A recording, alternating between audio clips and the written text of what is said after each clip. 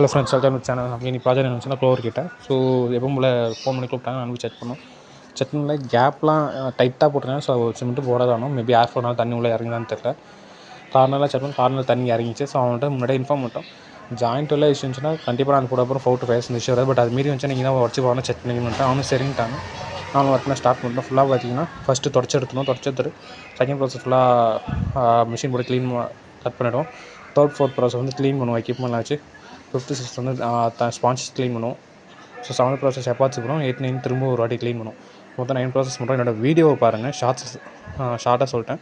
வீடியோவில் கிளியராக கொடுத்துருப்பேன் என்னென்ன பண்ணுறோன்றது. ஸோ இதுக்கு தான் லேபர் சார்ஜ் வந்து 3030 ஸ்கொயர் ஃபீட்டுக்கு இருந்துச்சுன்னா 50 ஸ்கொயர் ஃபீட்டில் இருந்துச்சுன்னா 5000 மெட்டீரியல் சேர்த்து. நான் 2 kg மெட்டீரியல் தேவைப்படும். 1 kg 1000 rupees வரும் மெட்டீரியல். ஓகேங்களா? ஸோ ஆல் சென்னையில் பண்ணிகிட்டு இருக்கோம். இந்தமாரி உங்களுக்கு என்ன பண்ணணும்னா லீக்கேஜ் இஷ்யூ இருக்குது, ஒரு வால் சீப்பேஜில் தண்ணி லீக்கேஜ் அது இதனால கண்டிப்பாக இது போட்டால் சார்ட் ஆகிடும். சென்னையில் மட்டும் ஒர்க் பண்ணுறோம். தேங்க்ஸ் ஃபார் வாட்சிங் வீடியோ.